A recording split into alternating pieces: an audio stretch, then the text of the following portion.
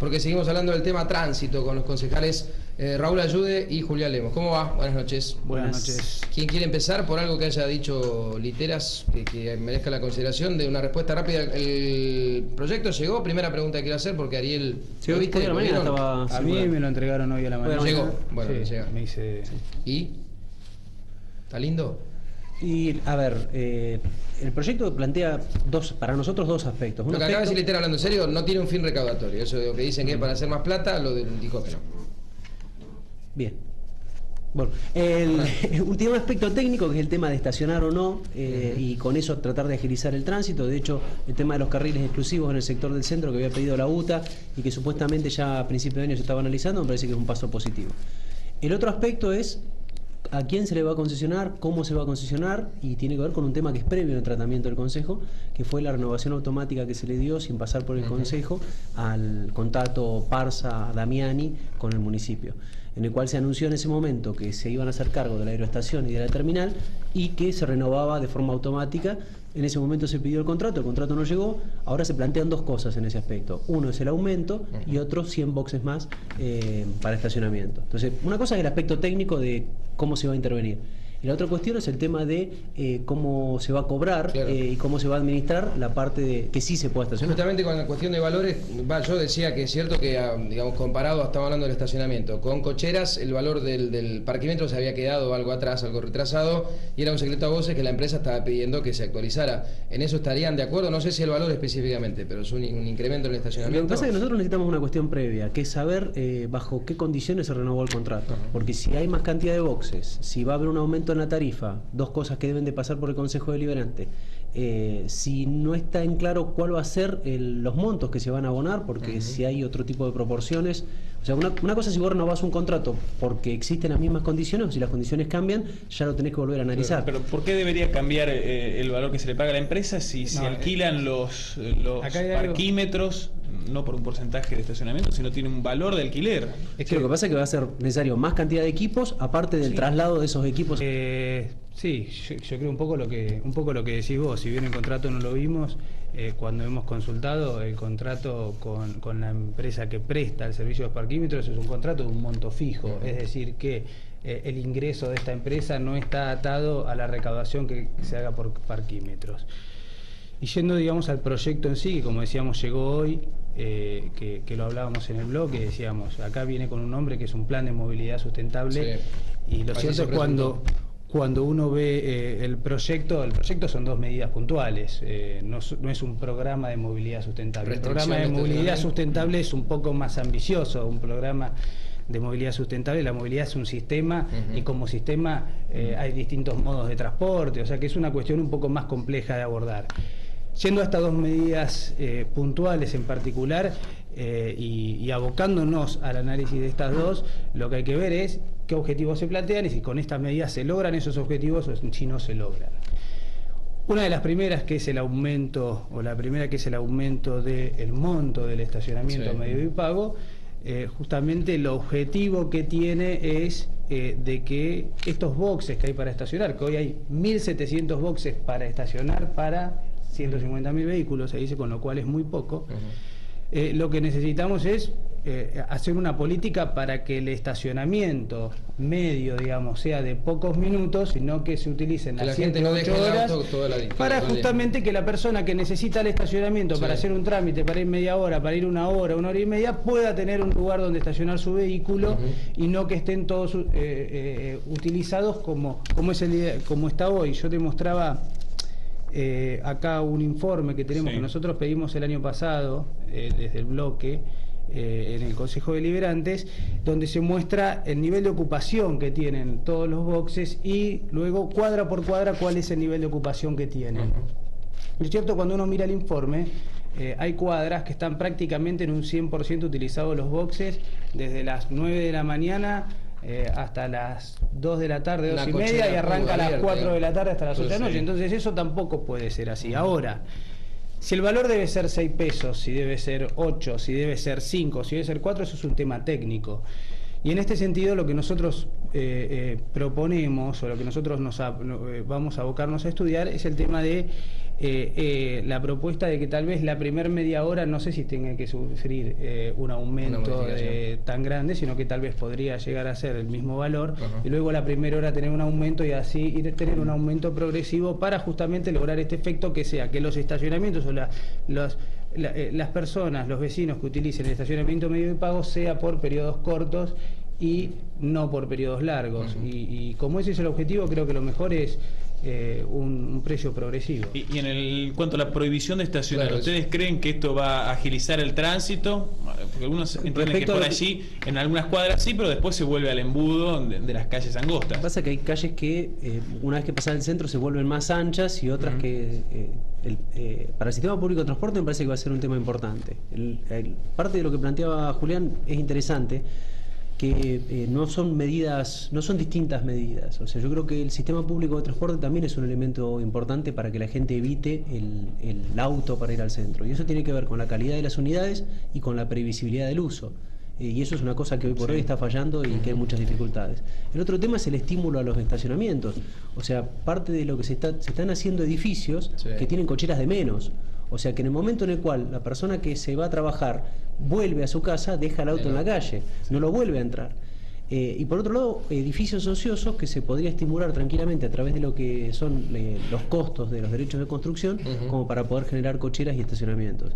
Situación que en la mayoría de las ciudades grandes se está dando y es indispensable. O sea, este plan no incluye, por ejemplo, carriles exclusivos, más allá de que van a tener más espacio porque se elimina uno que está ocupado por el estacionamiento. Carril exclusivo ni para colectivos ni, por ejemplo, para bicisendas, como planteaban ustedes en algún proyecto. Esto debería analizarse. A ver, el tema es que eso o sea, al no haber autos estacionados agilizaría la circulación. Ahora, muchas de estas medidas son medidas que se pueden ir implementando de forma parcial e ir evaluando. Lo que sí suena extraño es haber tomado la decisión del eje O'Higgins-Alsina, peatonalizarlo, que tenía que ver con toda una circulación que se daba. O sea, si nosotros no agarramos O'Higgins, terminamos agarrando Colón y terminamos con el medio de la plaza. Y si no, nos tenemos que ir hasta Rondó Rodríguez, que no deja de tener estacionamiento de los dos lados. Entonces son decisiones que pareciera que se van tomando y que se van parchando. Me parece que eso es lo que plantea Julián, de que no es un plan integral, es una cosa cierta, ¿no? Sí, un poco, como decías, ¿no? Esto, un plan integral requiere de más. Entendemos que también los incentivos al estacionamiento, a generar cocheras, debe existir. Creo que un plan de movilidad también debe incentivar el transporte no motorizado, como te decía, la realización de bicisendas, de circuitos de distintos barrios hacia el centro. Y yendo al caso particular de también la semipeatonalización, lo que hay que también tener es que las grandes ciudades tienden a realizar este tipo de intervenciones porque lo que se prioriza es el tránsito peatonal. Obviamente esto genera cambios de conductas, el plan tiene que tener varias medidas y tenemos que estar pensando que si en los últimos 10 años se duplicó la cantidad de autos, esto seguramente va a seguir. Entonces estas medidas hay que empezar a tomarlas.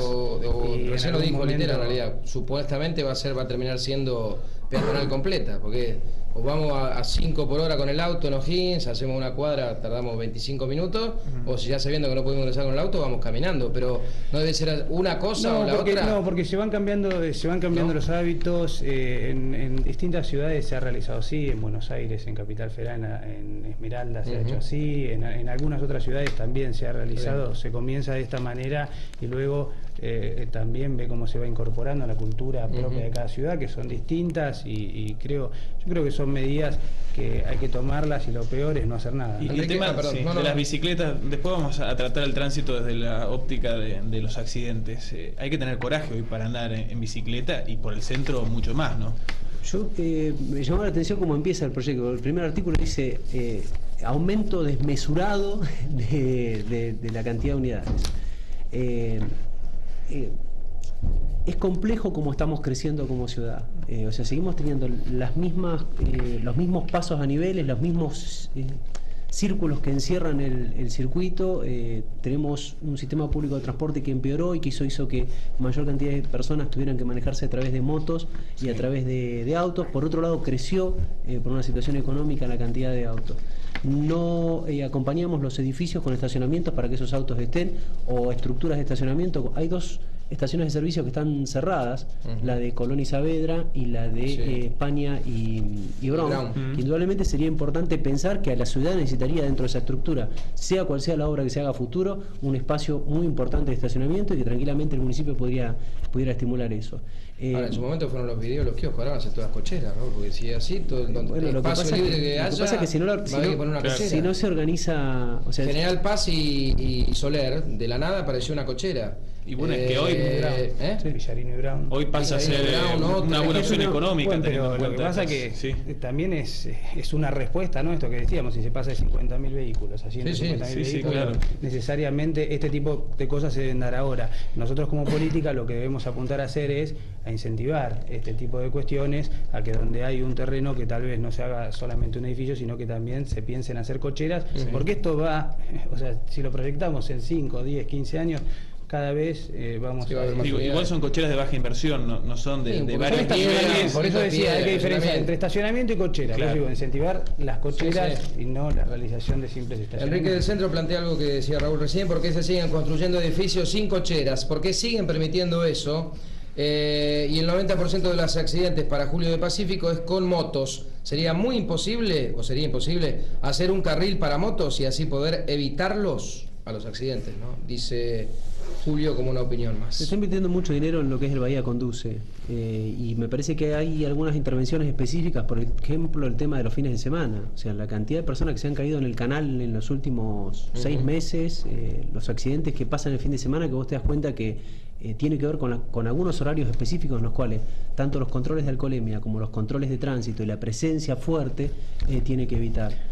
Bueno, también el tema de todo esto, la prohibición de estacionamientos en determinadas aceras, hace también a un tema de seguridad vial, ¿no? Hoy día, estacionando en estacionamiento de los dos lados, con motos circulando, con autos saliendo, con congestionamientos de tránsito, es muy difícil circular, sobre todo en estos vehículos, y eso también hace a la seguridad vial. Porque está claro que van a presentar modificaciones desde ambos bloques al proyecto original, ¿verdad? Van a hacer su aporte, por lo menos. Sí, seguro. Esto requiere análisis técnico también, de analizar por qué se dijo que era 6 pesos y no 5 o 7, qué análisis hay detrás, ver qué análisis puede hacer uno. Nosotros ya estuvimos pidiendo más información para sumar análisis y poder hacer aportes. Y ya te digo, en principio y a nivel general creo que la progresividad de la tarifa puede ser una buena medida.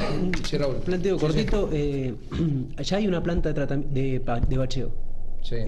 Independientemente del plan último de asfaltar todas las calles de acá al 2030, o sea, la planta de bacheo debería estar funcionando y hay baches que se podrían estar subsanando, y me parece que es un elemento importante para insistirle al municipio que retome esa obra, porque eso también ayuda a facilitar el tránsito y evitar accidentes, especialmente con motos y con bicicletas. Gracias por venir ambos, muy gracias. Gracias a ustedes. Bueno, mientras leo este mensaje, Gonza se tira al otro lado fíjate vos con el movimiento de cámara que tenemos, es tremendo. Héctor de Serri dice, hoy está en Bahía Blanca, nos está viendo. Si es solo, habla de otra cuestión, ¿no? Si es solo el buque regasificador. El dragado no arruinaría nada si no lo hizo hace 50 años cuando venían los buques ingleses, 45 pies para llevarse carne del frigorífico. No lo va a hacer ahora. Si es solo para eso, si después van a hacer obras como en White, es otro tema, dice Héctor de White. Bien, vamos a hablar de política en instantes, porque hay algunas modificaciones, cambios en la oposición luego de las elecciones. Rodek ya anunció que deja el partido de Narváez. Hay un paralelo, ¿no? Porque después dice la gente se enoja porque como que no le queremos nosotros. Entró recién. Ana. Para Julián. Se olvida que el PRO aprobó la ordenanza para el barrio universitario en Apostá para permitir la construcción de edificios sin la totalidad de las cocheras. No se resiste el archivo.